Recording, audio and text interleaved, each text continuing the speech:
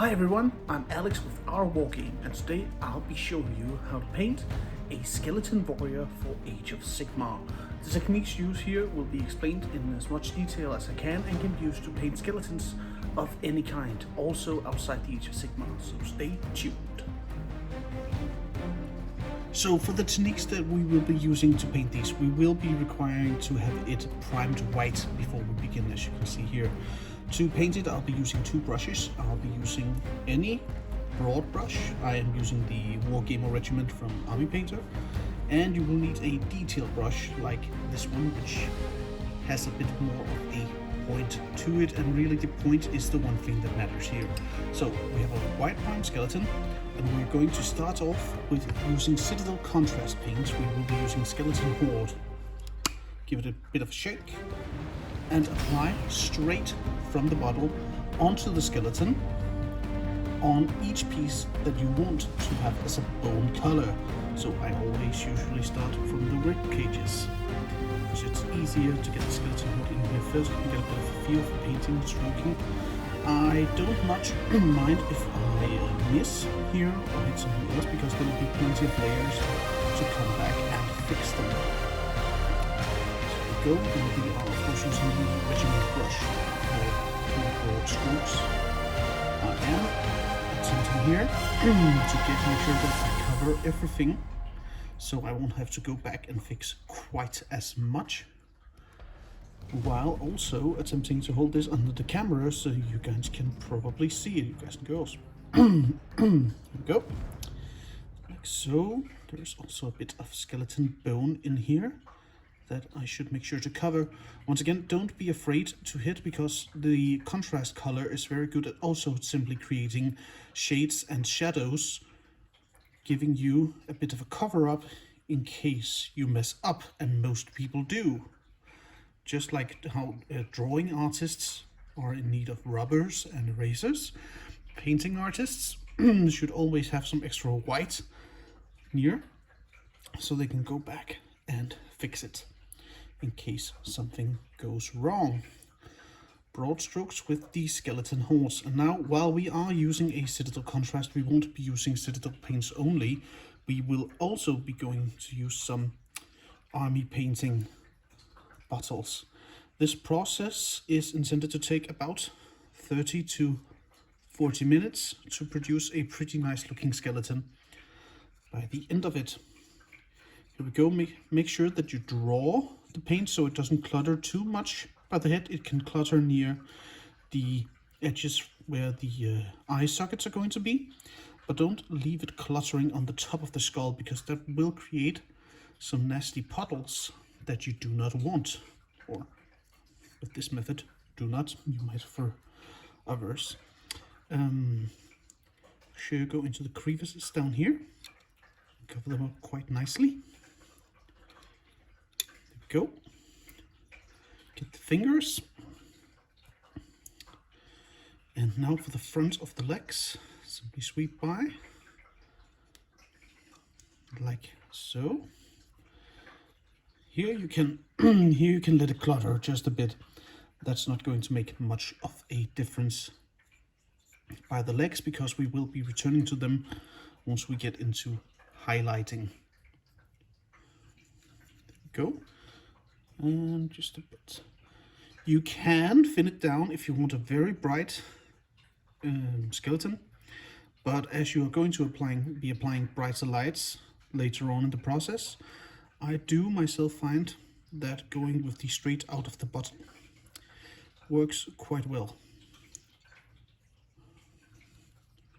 There we go, like so.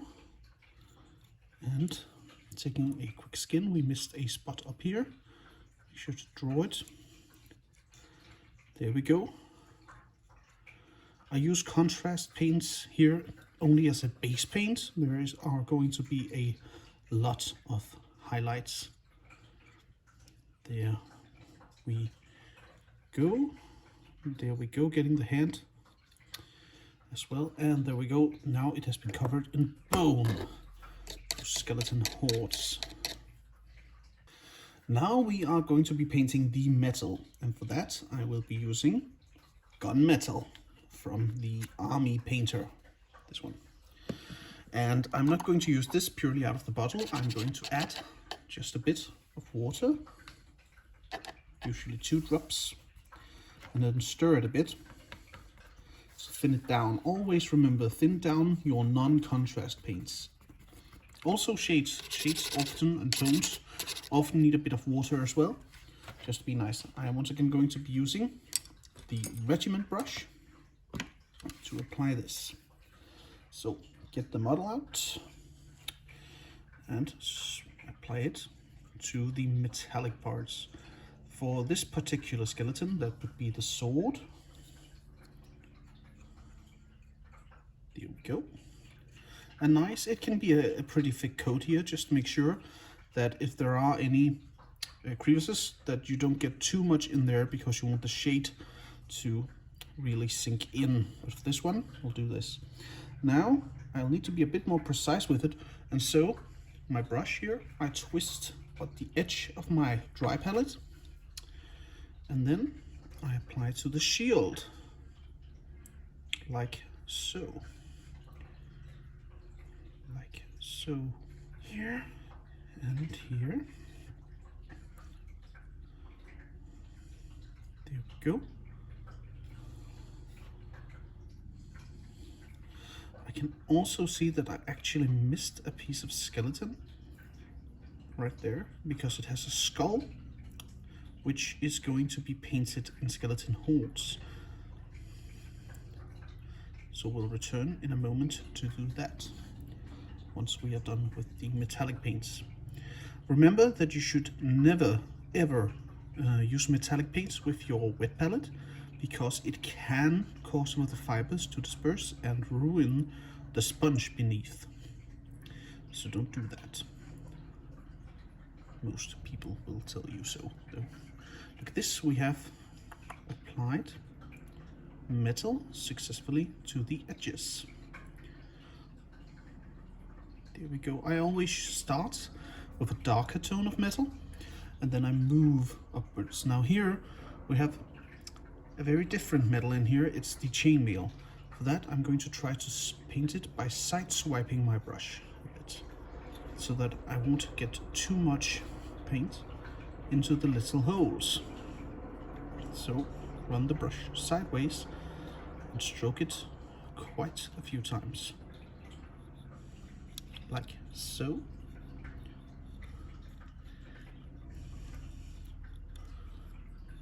Go. There we go, like so. For this particular shield, it's made of metal, and so I will also be painting everything in here in metal.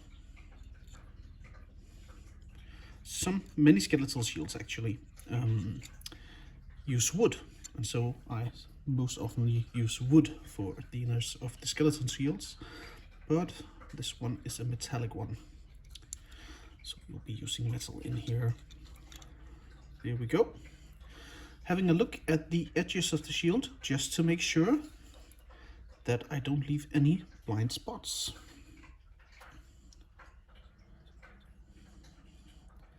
Like so, because the edges are annoying to fix later.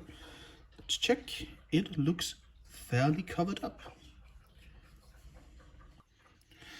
Now, as you can see, I went a bit back just to get the skull on the shield as well with the skeleton hordes. Now we will be moving on to anything that would be leather or brown made of wood, and for that we will be using the Army Painter's Leather Brown. Give it a good shake and apply to your wet palette, or choice of palette. I do use wet myself. There we go. I'll just stir it a bit using any pencil that you're not, or brush that you're not really using. Anything can be used here. Stir it a bit. Make sure you have the right consistency, like so. It doesn't. You don't want it to be all wet like a wash. You want it to have still a bit of filling without being too much. Now for spears, I would go with the regimental brush just to cover it up quickly. But since this is a sword hilt, I will be using the details brush, applying just a bit, like so, right here. we go. Then I'm going to turn it and apply it right here. There we go.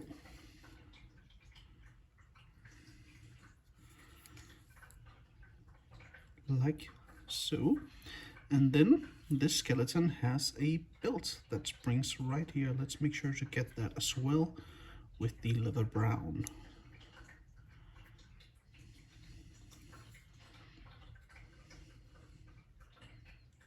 Make sure you get in here, like you can see here, there's a bit of white that I missed around the edges.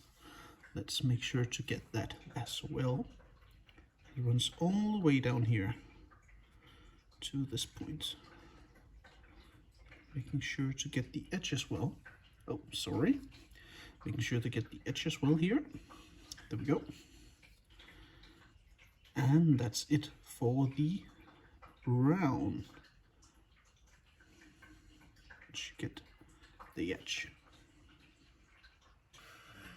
For the next part, we are going to be applying the first heraldic color. This would be the colors of your army. For me, I use a combination of turquoise and purple, so I will be starting off with the alien purple from the army painter. Applying a bit into the wet brush, or the wet palette, of course. Add a bit, just a bit more water to fill it down. Go, and I'll be grabbing my thin regiment brush once again. So make sure that I don't get too much. And I'll first be applying to my shield, like so. I of course try to be careful not to get too much on the metal. So this is a bit of precision work.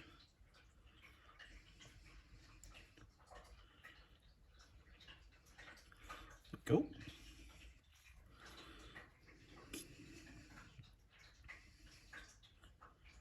So I also, this is my choice of course, because this is how my heraldry works for this. Add purple to the opposite side.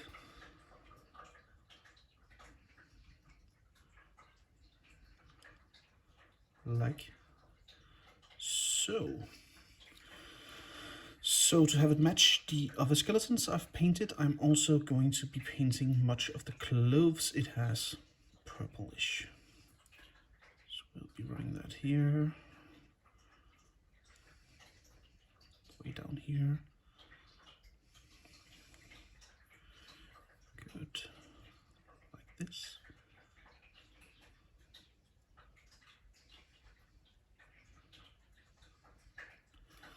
This, make sure you get it both sides if it is a two-sided piece of cloth that the skeleton is wearing. Like this. Make sure you get the top edge. I often forget that. So we take a look here and I can see that I've actually painted this part purple. So I should also go here below the chainmail and make sure that it is purple as well.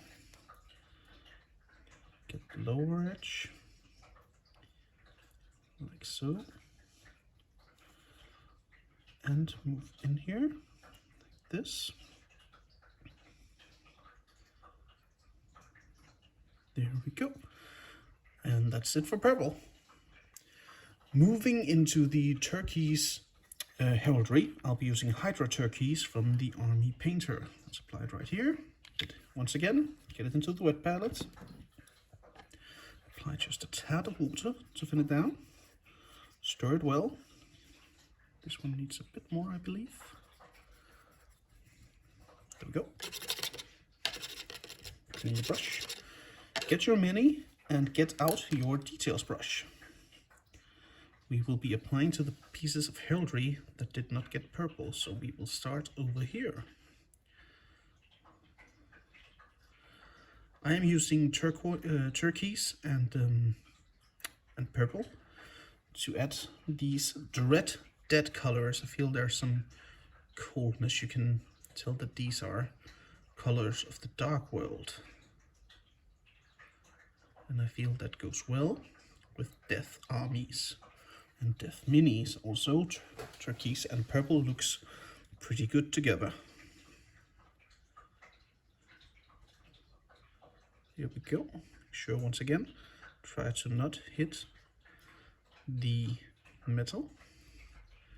And if you do not worry, you can go back, pause, and fix it. You have all the time you need to get your own minis done. There we go. Now that shield got pretty good, eh? So we will be doing the rest of the heraldry now. Moving on to the cloth straps that we didn't do purple. So like this.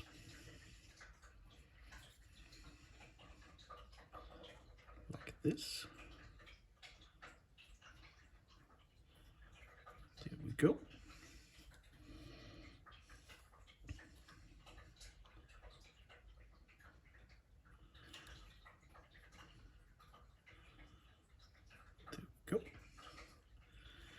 If you're in doubt of what you want a single piece to be like, this could have been like an ankle chain.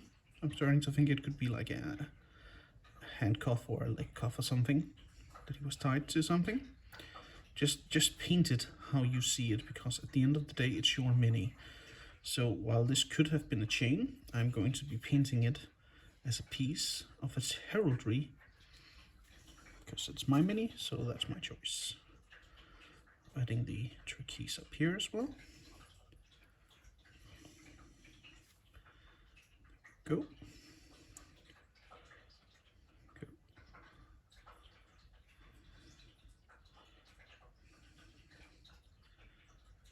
Like so. All the way up.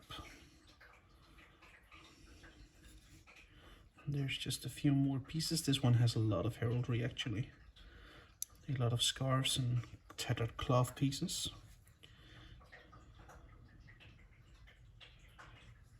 I'm currently doing the one in here.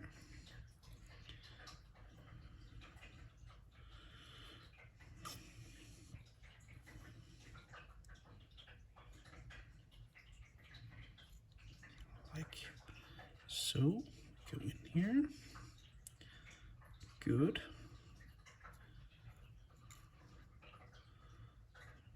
Was actually pretty difficult to get in there without hitting the chainmail.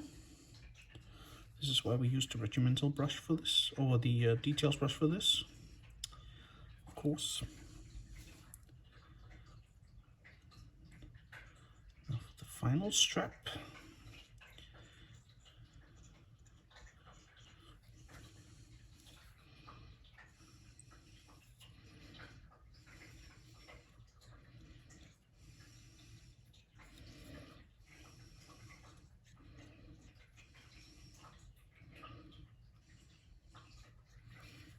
Sure that there are no white spots lying in wait for us. There we go. There we go. Starting to look pretty decent already. Right, so I had a tiny camera accident in which my tripod decided to flip over, but I now have some bright gold from the army painter attached to my regiment brush, and I'll just be adding that to the bottom hilt of the sword. I would like to think that maybe this soldier was of noble birth once and is now fighting in the armies of Nagash. There we go.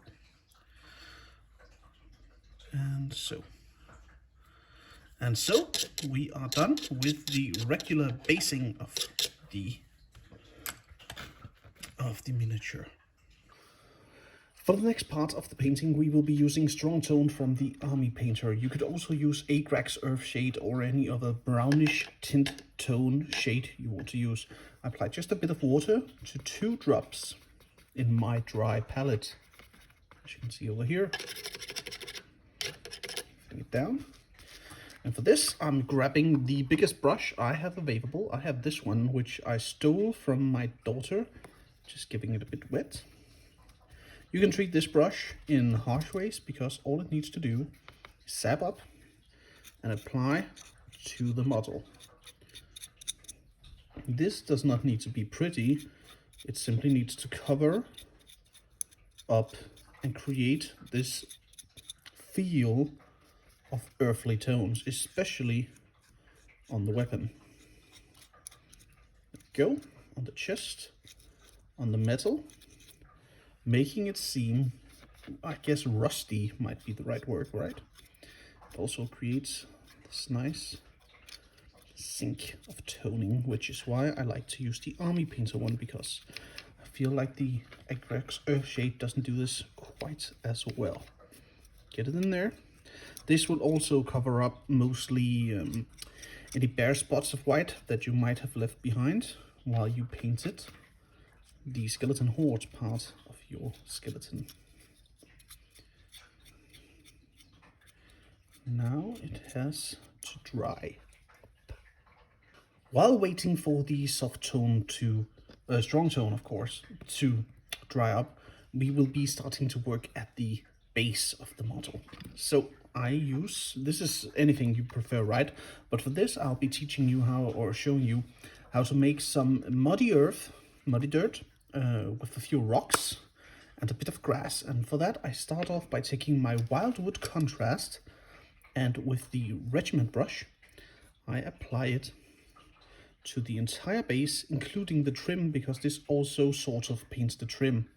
Leaving out a white trim I think looks a bit weird. You could of course paint it in the heraldry of your army as well. For my Ultramarines I did use Teclis blue to the trim, so that I'll always know where they belong. But for this, simply apply Wildwood Brown to the entire base. And as you can probably tell, it's sort of actually already creating this grainy pigment, which does resemble smaller rocks. There we go. And mud.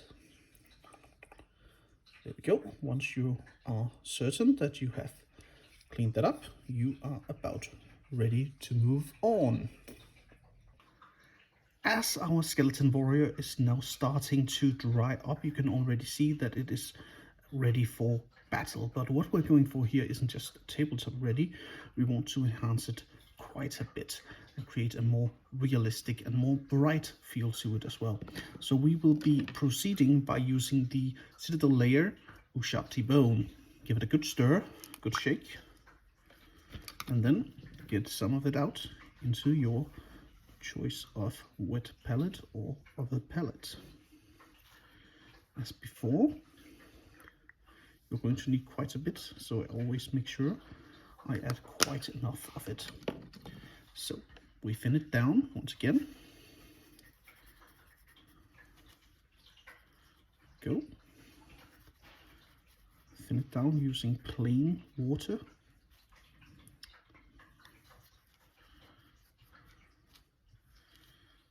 Go. Clean up the brush. And now you reach for your details brush. And this is where you have to start being careful not to mess anything up, because this is where moving backwards is going to take time, because you'll need to reapply a lot of things. You go to the edges about 1 millimeter from the edge and start applying, like so. It can be a bit thicker than a usual edge light, because this is not the actual edge light. This is more to show off that bony structure. So about this thick is what we're going for. Go for the arms. Brush sideways like this, all the way down here, and make sure that I keep some inwards curve. Apply to the bony dots that are coming from here, and once again run the brush sideways. A lot of sideways brush here. Once again, look at that. Make sure that each bone has a crevice between it and the next one. That's actually the most important thing here, because that's how you can tell that it's a skeleton and not a meaty hand. Go. Oh, I hate this part. Oh, I love it, but doing the fingers, you will probably have to rewind if you're anything like me, at least a dozen times over before it finally sits well with you. Just a bit, just a teensy weensy bit to create a bit more brightness to the bone. Going for the neck here as well. Go, and now the rib cage. The rib cage is so bad because if you accidentally reach in between the ribs, you can create a clog that's actually really difficult to remove without using acetone, and I really don't want to do that. Stroke the ribs one by one, just ever so slightly, bringing them up. Go for the legs. Once again, make sure you get every bone.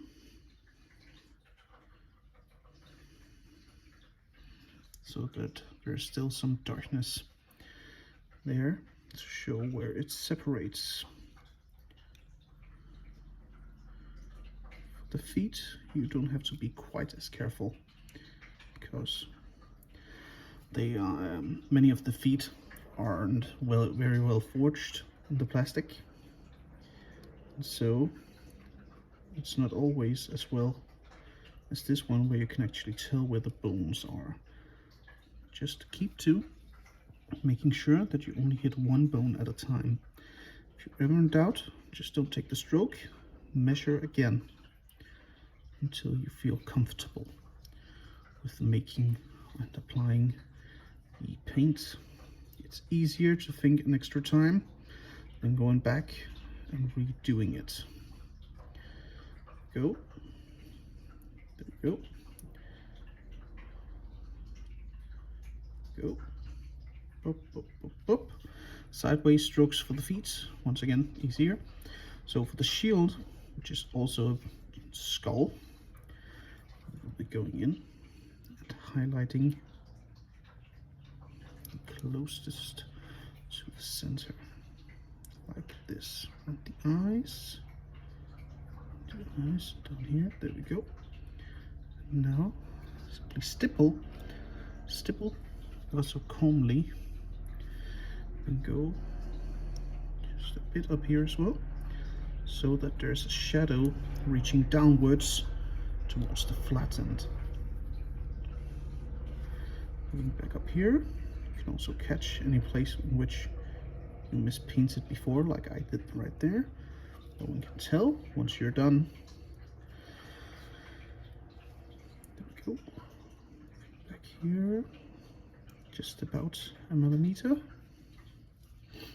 Got a bit too much there actually, but it's quite all right. You also have to remember that you can allow yourself to make mistakes and just learn from them. There you go. There, of course, I dipped a bit too much, so I go in a bit thick, making it seem like it was supposed to be there. And look at that, nobody knew. Go, cover up there, cover up there, cover up there. There, a bit brighter there, there we go. Now here, once again, keep it. There we go. And around here as well. Right now, for the very difficult part of painting skeletons, I think, it is the spine. So you can see properly. There we go. Sidewards, small, gentle, very gentle strokes. Just apply a very, very, very small amount of paint. And for the backwards ribs,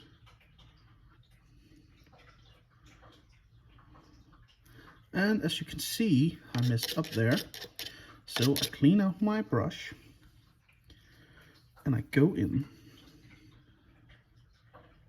to see if I can pick it out. Usually it can be saved or thinned down so much that you won't be able to notice after a quick fix. One of the ways to quick fix it is to go backwards. You can start over if you're a very big perfectionist. That's fine, to each their own. I usually apply another layer of shading to the exact spot in which I missed, and that will take care of it unless you zoom in very far. So for the skull, the head skull, once again, highlight the visible edges. See, his face is becoming much clearer. He was a smiley chapper, this one. Here we go. Of course he was before he died and became a servant of Nagash. There we go. And once again, we don't want this rough texture up here, and so we apply just a bit down here. So there's still some shade looming at the bottom of the skull, but we want it to be a bit brighter up here near the surface, which is easily fixed with a layer of this Ushabti bone. Go. Go. Just a bit more down here, and a bit more to the neck. There we go. Let's have a look. What did we miss? We missed just a bit of the arm over here. Go in. Go in over here. Apply just a bit to the top fingers to make them a bit brighter. And there we go. He is already looking much more bony than he was before. Now we proceed to the heraldic highlights. We are going to be using the oozing purple from the Army Painter, of course, for the purple parts. So once again, bit down, water up.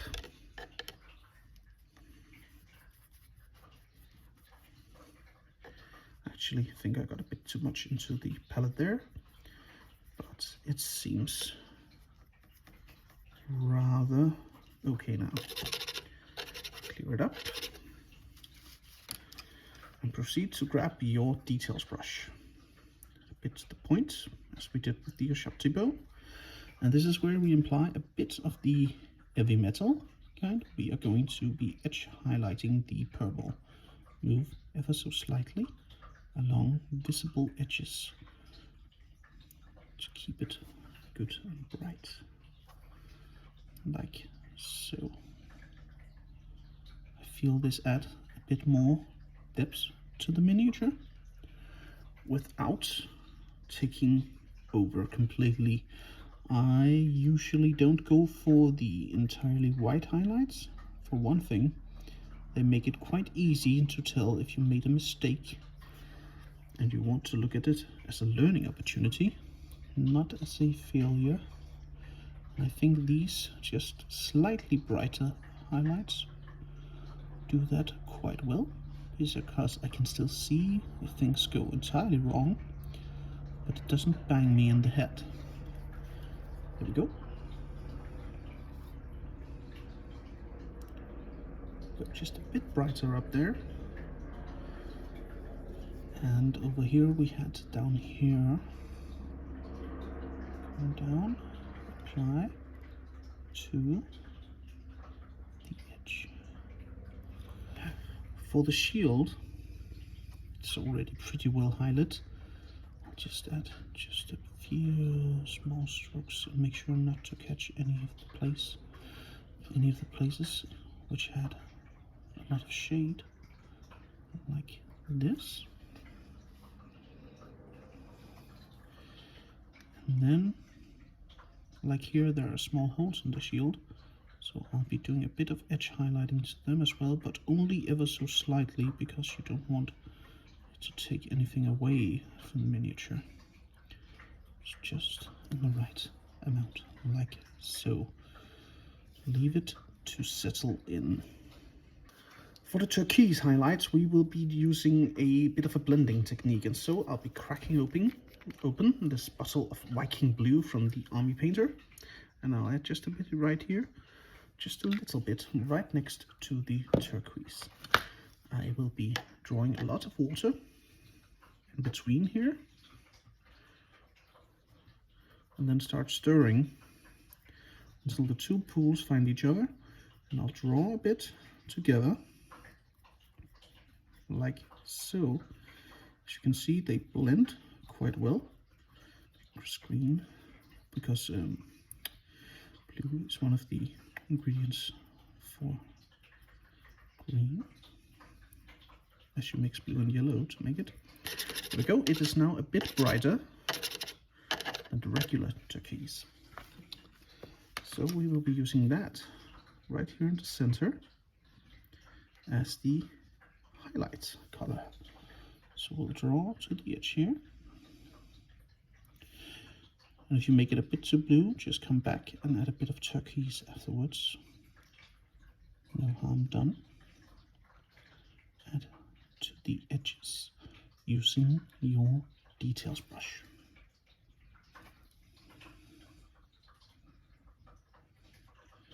Sure you also get any bending edges, just a bit, just to like create that slightly shiny feel.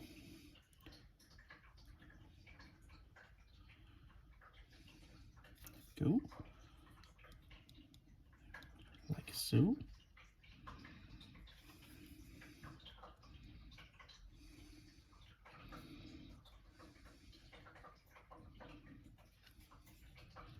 So come up here. Don't be afraid when you have large edges to go a bit broad. You need it to be bright and clearly visible.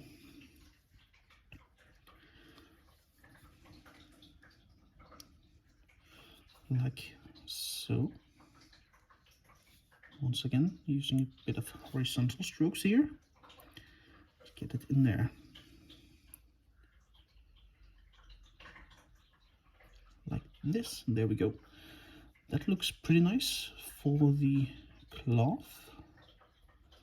Now we will be going to the shield, and once again, same as with the purple, we try to add just a bit without getting into the shaded parts, and try to add a bit to the edges. So there's like a natural shade falling on the shield. Like this. That looks pretty good. Quite satisfying. Our Skelly Pal is turning out quite well so far, but now we are moving into the really bright bony stuff, and for that we'll be using matte white in a blend with the Ushabti bone.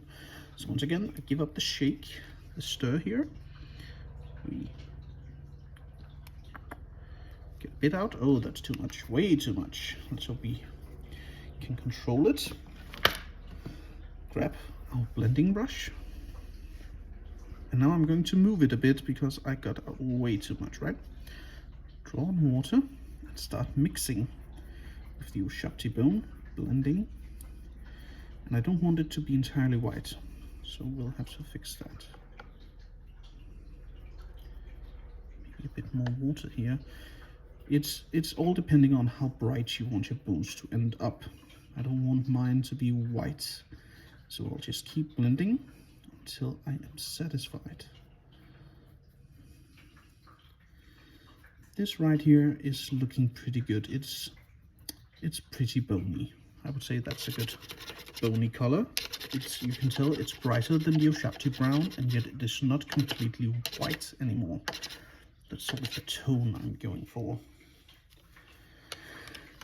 Grab out your details brush, and now it's time to get dangerous, because we are going to be applying this very carefully, just to brighten up his day a bit, make him just a bit more shiny around here, and then down to the edges we go. There we go. Teeth, horizontally stroked teeth. Go. I also like to add this to the forehead, the top of the skull. And this is where I can actually tell that it might still be a bit much. On the bright side, it's still a bit too white. So we will reach down and fix it, because we like fixing things, by adding just a bit more Chatillon bone to the mix. Go. See if we can save this, because I think that got a bit too bright. Let's try it out. Go, that's much better. It's a bit browner now, I don't think you can actually tell, but only to the like top half of the skull and the lines. Now moving on, this is where you do the edge highlight, which means you're trying to only just barely get any at all on the edges of these bones. And this is the difficult part. This is what makes people cry at night. Just ever so slightly getting in contact with the edges, like this. I use a horizontal brush stroke for the arm, like this, like this. This is where you have to really concentrate, because if you screw this up, you're going back weeks or minutes, still like 30 minutes, but who wants to do that anyway? Just the top of the bones, just like the very, very top of the bones. Needs to get a bit brighter here, like so. It's actually turning out quite nice already. Let's do the ribs now. Once again, these are where things can go very wrong in a very, very short amount of time. Be very... Ah, look at that. Just as I said it. It's funny, right? I painted like 10 of these in the last couple of days, and no mistakes. And now I'm recording it. Of course, everything has to go wrong. There we go. Just clean it out, clean it out. The good thing about thinning down your paints is that it's much easier to remove them again. As you can see right now, from the chest piece, you can barely tell I missed. So that's good. All right, we'll keep going.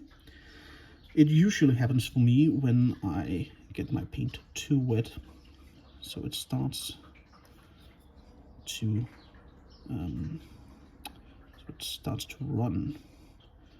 That's when it usually splits from where I'm actually trying to paint. And then I just go back and fix it. Get a bit on the edges to make it a bit brighter to look at. Like so. Like so. Like so. There we go. It's coming along quite nicely, I must say. A bit there again. So it looks, I think that got a bit too thick, didn't it? That thickened up again. Let's try to draw it from out there. See if we can draw it out. Yes, yes, much nicer. Now it's like a moving into a brighter brown, and then into the bone color, and then a bit very dark. That's nice. Like this. Much better. And get the edges of the feet as well. Never forget feet, even if they are annoying to paint. Feet, boots. Make sure you get them right.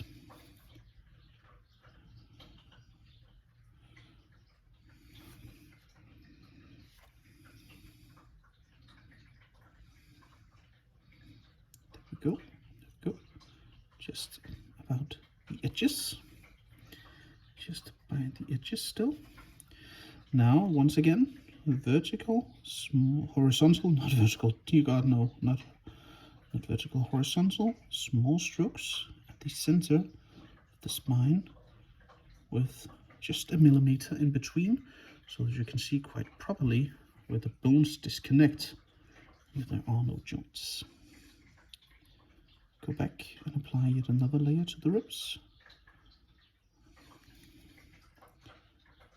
Go.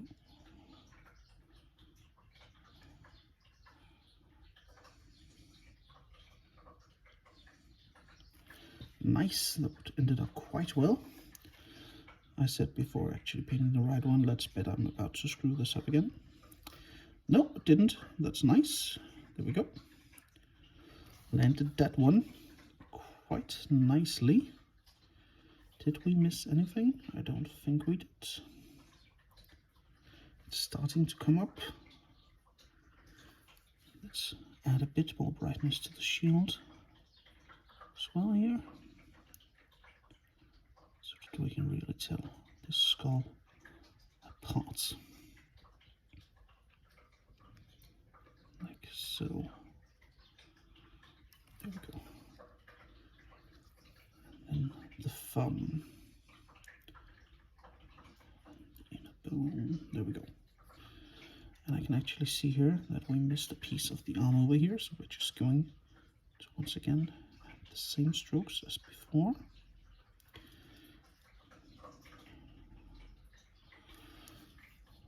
Wow, that is looking pretty good.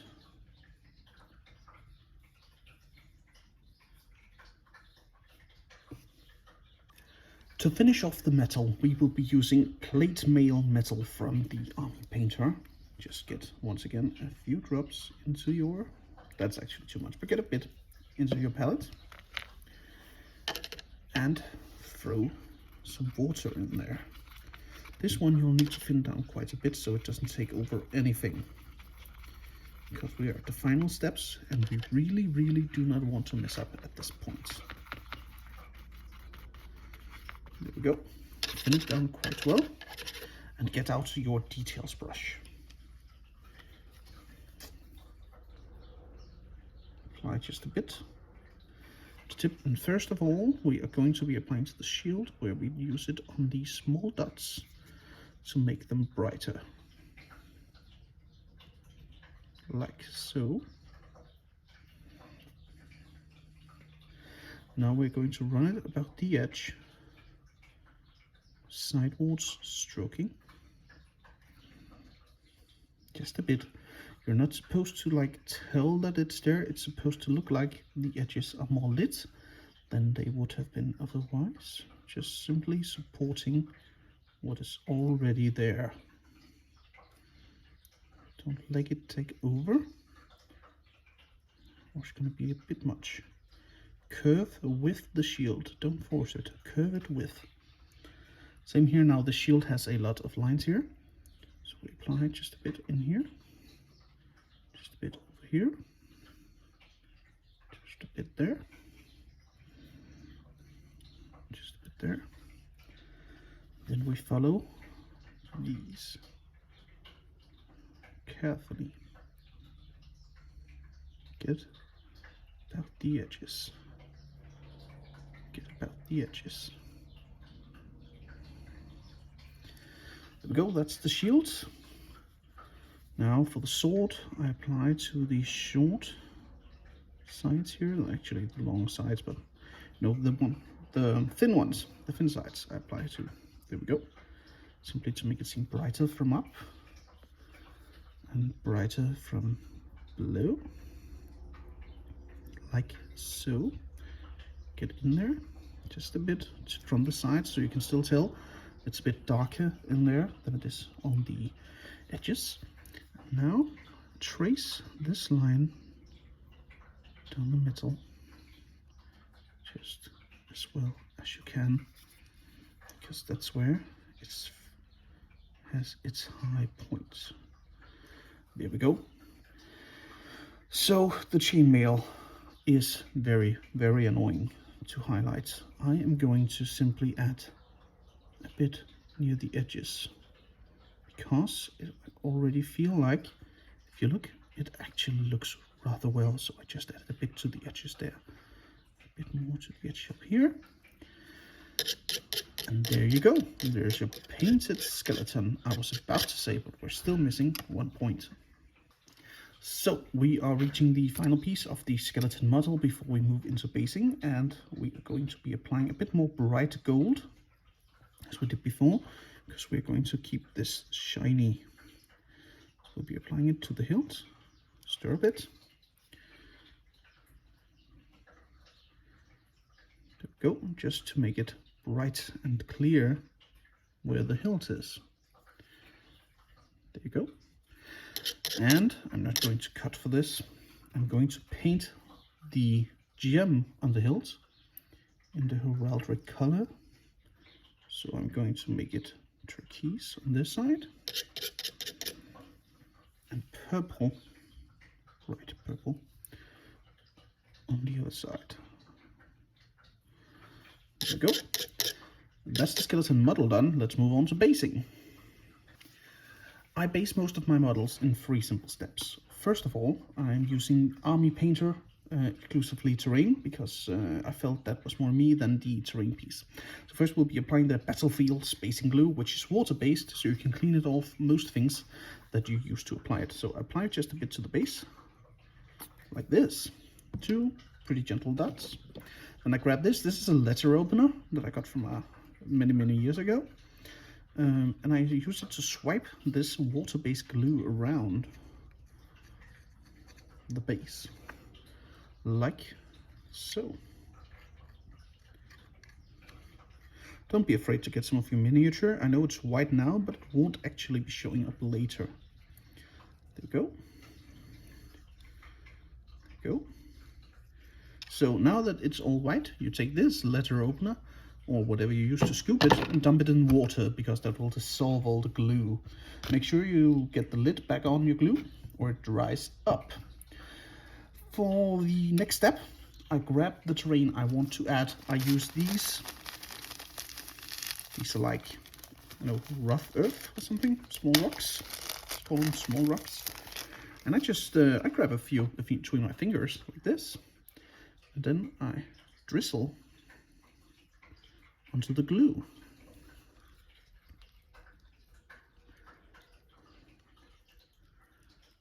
Making sure to cover as much as I can at the step. It sort of looks like when you're growing like your own herbs and such with the seeds. There you go. Now you have this on. Okay, so no my.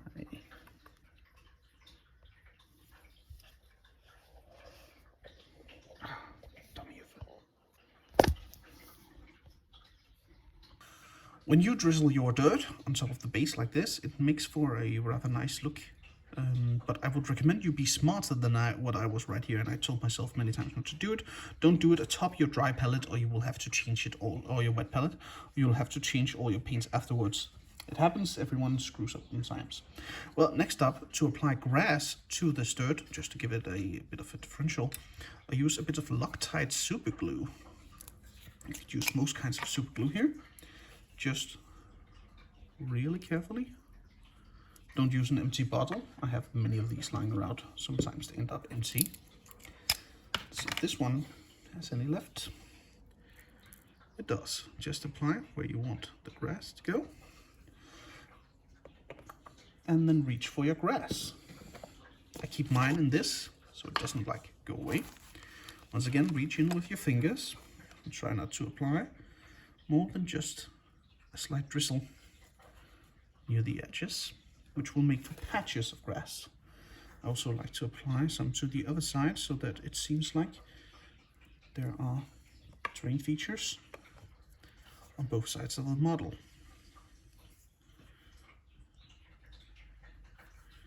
There we go.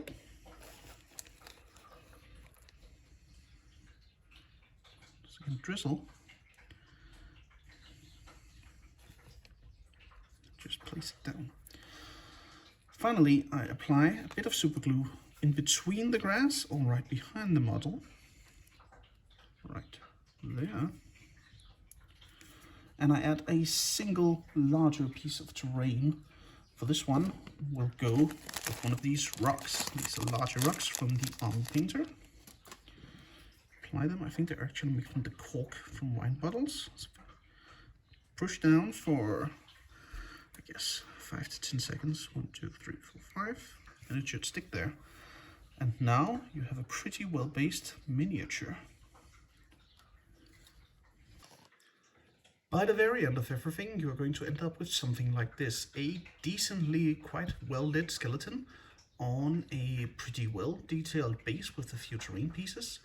It definitely qualifies as above tabletop standard, and as you can tell, this took me somewhere between 30 and 45 minutes in total, even with the errors. A pretty decent method to go to for skeletons. I would like to thank you for watching. I hope you enjoyed this. Leave any comments and feedback down below.